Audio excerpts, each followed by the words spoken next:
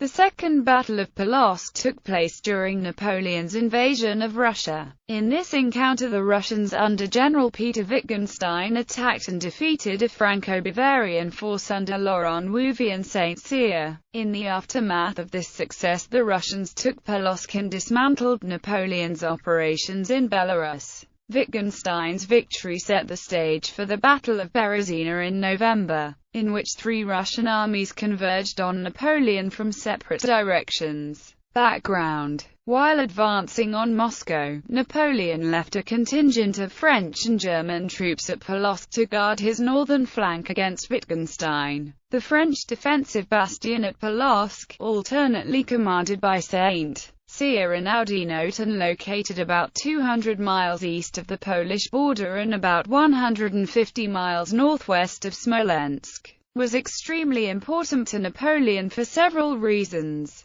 By establishing a firm front at Polotsk, Napoleon kept Wittgenstein's command at bay. It was critical to French interests that Wittgenstein not be allowed to march south, because such an advance by the Russians would lead to Napoleon's Grande Armée Écoutée, hundreds of miles to the east, being exposed to an attack in its rear while it was engaging the main Russian army near Moscow. Such a development would sever the Grande Armée Écoutée's communications with Europe and it would be at risk of being encircled. Furthermore, the French position at Polotsk was important because it served to protect Vitebsk, which was one of three massive supply depots Napoleon had established in western part of Russian Empire. These three supply depots, the other two being Minsk and Smolensk, were to fuel Napoleon's war effort in the winter should the Grande Armée Écoutée need to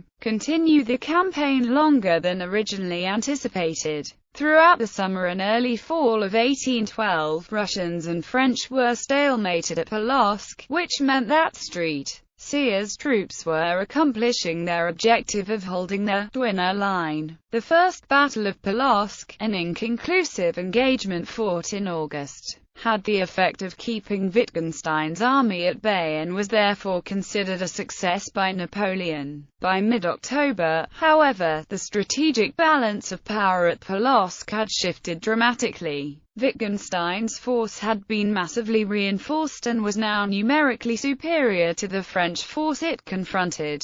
Wittgenstein at this point was in command of close to 50,000 troops. This force was composed of 31,000 regular troops and 9,000 militiamen at Polotsk itself, and a second force of 9,000 troops under General Steingal operating in the rear and flank of Polotsk. Against this Russian juggernaut, the French under Saint-Cyr had no more than 23,000 to 27,000 troops. On the 18th of October, Wittgenstein opened his offensive against the French Dwina line. Action. On the first day of combat, the Russians made 7 consecutive frontal assaults on Polotsk, while Steingal's force began advancing on the French rear. The fighting at Polotsk was torrid and bloody, with the French losing close 8,000 to 12,000 troops, and the Russians suffering about 8,000 casualties. All 7 Russian attacks were beaten back by the end of the day. Saint-Cyr could claim to have won round 1 in this bitter battle, but the affair was not over. Planning to renew his attack once Steingal's forces arrived, Wittgenstein maintained a heavy artillery bombardment of Polotsk,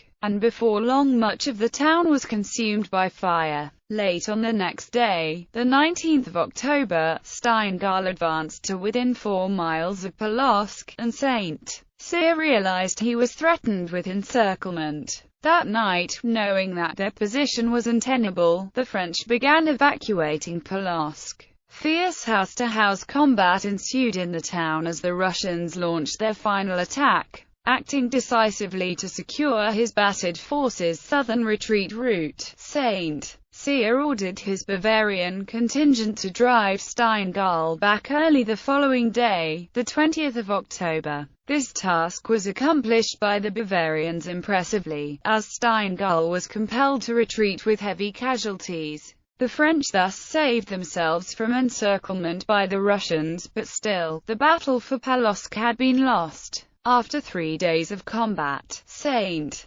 Sier's forces had been reduced to no more than 15,000 weary troops, in full retreat before Wittgenstein's 38,000 Russians. 2 weeks later, Wittgenstein's troops captured the French supply depot at Vitebsk, inflicting a logistical disaster on Napoleon's fast-collapsing Russian operation. Napoleon's northern front, the Dwina Line, was broken, and the consequences for Napoleon's Russian invasion were grim.